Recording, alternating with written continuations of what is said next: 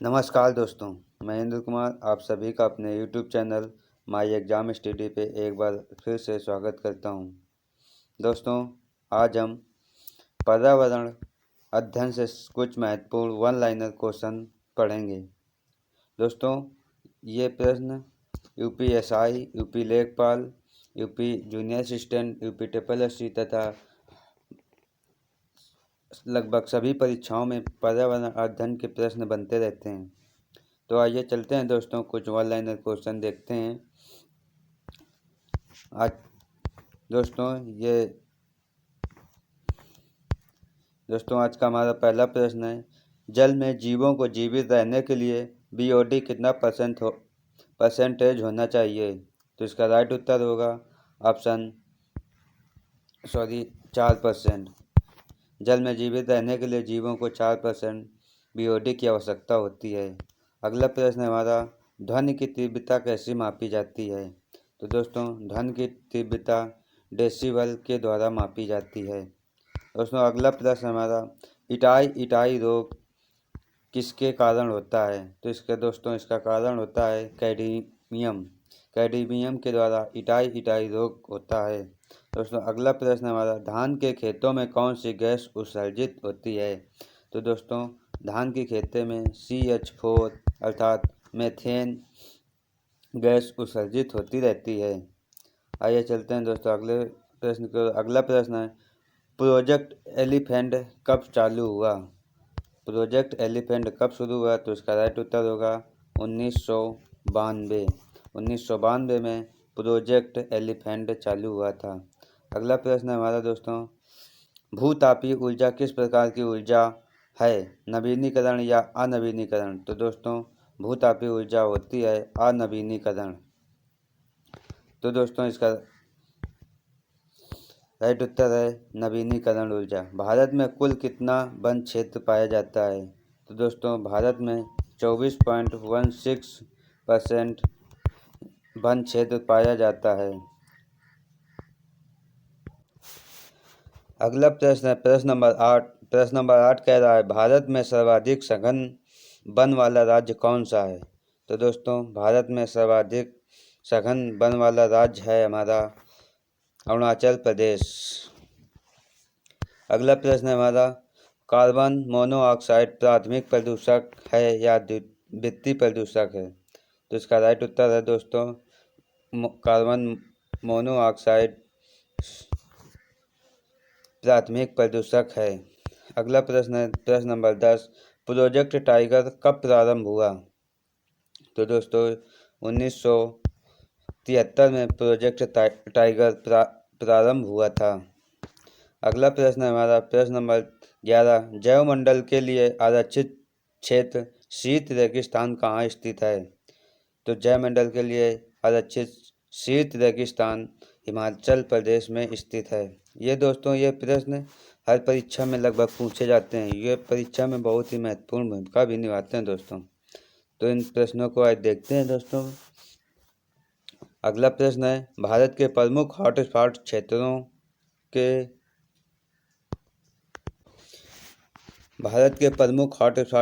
के नाम हैं हमारे पश्चिमी घाटी तथा पूर्वी हिमालय। ये भारत के प्रमुख हॉटस्पॉट हैं दोस्तों अगला प्रश्न हमारा, 2,4-D क्या है? तो 2,4-D एक खरपतवारनाशी है। अगला प्रश्न हमारा प्रश्न नंबर 14, ह्यूमेलिन क्या है? तो दोस्तों ह्यूमेलिन मानव जनित एक प्रदूषक है।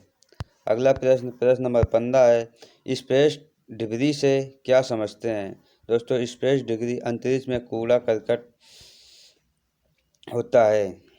अगला प्रश्न है दोस्तों हमारा प्रश्न नंबर 16, कृत्रिम वर्षा कराने में कौन से तत्व शामिल हैं? तो दोस्तों कृत्रिम वर्षा कराने में अल्मीनियम और आयोडीन शामिल है। अगला प्रश्न हमारा प्रश्न नंबर 17, अम्ल वर्षा कराने में कौन सा तत्व शामिल है? तो दोस्तों अम्ल वर्षा कराने में सोडियम और सल्फर के डाई और ट्राई ऑक्साइड अम्ल वर्षा कराने में सहायक होते हैं। अगला प्रश्न है प्रश्न नंबर 18, अम्ल वर्षा किस प्रकार का प्रदूषक है? तो दोस्तों अम्ल वर्षा वायु प्रदूषण का प्रदूषक है। अगला प्रश्न है इकोसिस्टम तथा इकोलॉजी शब्द किसने दिया था? तो दोस्तों इकोसिस्टम या इकोलॉजी शब्द का दिया था ओस्लो ने। अगला प्रश्न हमारा प्रश्न नंबर 20, ओजोन दिवस कब मनाया जाता है? तो ओजोन दिवस दोस्तों 16 सितंबर को मनाया जाता है। अगला प्रश्न हमारा जैव विविधता दिवस कब मनाया जाता है? तो जैव विविधता दिवस 22 मई को मनाया जाता है, जबकि 22 मार्च को जल दिवस मनाया जाता है तथा 22 अप्रैल को पृथ्वी दिवस मनाया जाता है। अगला प्रश्न है विश्व जल दिवस कब मनाया जाता है? तो इसका राइट उत्तर है 22 मार्च। 22 मार्च को विश्व जल दिवस मनाया जाता है। अगला प्रश्न नंबर 23 कहता है पर्यावरण दिवस कब मनाया जाता है? तो दोस्तों पर्यावरण दिवस 5 जून को मनाया जाता है। अगला प्रश्न है विश्व खाद्य दिवस कब मनाया जाता है? तो विश्व खाद्य दिवस 16 अक्टूबर को मनाया जाता है। दोस्तों ये जो प्रश्न हैं ये परीक्षा में बहुत ही महत्वपूर्ण भूमिका निभाते हैं तथा ये लगभग हर परीक्षा में भी पूछे जाते हैं दोस्तों। तो दोस्तों इन प्रश्नों को जरूर पढ़ें। भारत सरकार ने किस जीव को राष्ट्रीय जलीय जीव घोषित किया है? दोस्तों इसका राइट उत्तर है डॉल्फिन। डॉल्फिन को भारत सरकार ने राष्ट्रीय जलीय जीव घोषित किया था। अगला प्रश्न है प्रश्न नंबर 26, कौन सी गैस रक्त हीमोग्लोबिन के परिवहन को बाधित करती है? तो इसका राइट उत्तर है दोस्तों कार्बन मोनोऑक्साइड। अगला प्रश्न है प्रश्न नंबर 27, यूएनईपी का मुख्यालय कहाँ स्थित है? तो दोस्तों इसका राइट उत्तर है नैरोबी। यूएनईपी का मुख्यालय नैरोबी में स्थित है। अगला प्रश्न है ब्लू बेबी सिंड्रोम जल में किस तत्व की अधिकता के कारण होता है या होती है? तो इसका राइट उत्तर होगा नाइट्रोजन। नाइट्रोजन के कारण ब्लू बेबी सिंड्रोम जल में अधिकता हो जाती है। अगला प्रश्न 29 है प्रश्न नंबर 29 है हमारा मौसम संबंधी घटनाएं, बादलों का बनना, वर्षा, बिजली चमकना, हवाओं का चलना किस मंडल में होता है? तो दोस्तों ये सभी घटनाएं क्षोभ मंडल में घटती हैं। अगला प्रश्न हमारा प्रश्न नंबर 30, रेडियो तरंगों का उत्सर्जित होना किस मंडल में संबंधित है? तो इसका राइट उत्तर होगा आयन मंडल। अगला प्रश्न नंबर 31 है हमारा पेयजल का सबसे बड़ा स्रोत कौन सा है? तो पेयजल का सबसे बड़ा स्रोत हमारा है ग्लेशियर। अगला प्रश्न हमारा 32, जल भूमि संरक्षण के लिए रामसर समझौता कब और कहाँ हुआ था? तो जल भूमि संरक्षण के लिए रामसर समझौता 1971 में ईरान में हुआ था।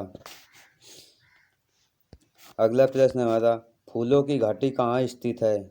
दोस्तों फूलों की घाटी उत्तराखंड के चमोली में स्थित है। अगला प्रश्न हमारा प्रश्न नंबर 34, वन विकास विषय है राज्य या केंद्र या संबंधित सूची का? तो दोस्तों वन विकास का विषय संबंधित सूची में रखा जाता है। अगला प्रश्न हमारा प्रश्न नंबर 35, उत्परिवर्तन के जनक कौन हैं? उत्परिवर्तक के जनक हैं डार्विन। अगला प्रश्न है प्रश्न नंबर हमारा 36, जैविक मरुस्थल किस नदी को कहा जाता है? तो जैविक मरुस्थल कहा जाता है हमारी दामोदर नदी को। दामोदर नदी दक्षिण भारत की सबसे लंबी नदी है।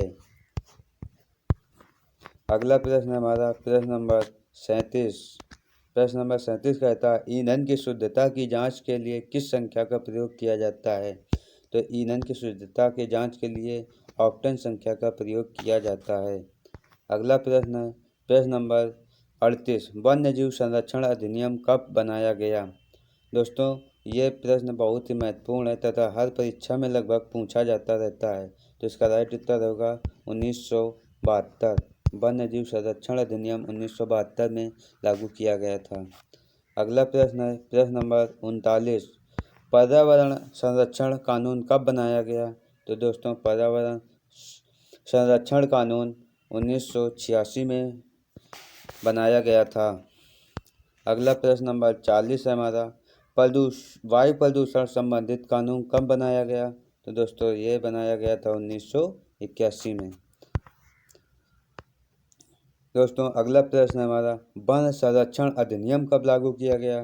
तो ये लागू किया गया था 1980 में। तो दोस्तों प्रश्न कैसे लगे जरूर बताएं। वीडियो को लाइक करें तथा शेयर करें। तथा अगला प्रश्न हमारा प्रश्न नंबर इस प्रश्न का उत्तर जरूर कमेंट में दें। ओजोन परत की मोटाई किस यूनिट से नापी जाती है? इस प्रश्न का उत्तर जरूर दें तथा हमारे वीडियो को लाइक करें, शेयर करें दोस्तों के साथ तथा चैनल को सब्सक्राइब जरूर कर लें। वीडियो कैसा लगा जरूर बताएं। वीडियो देखने के लिए धन्यवाद।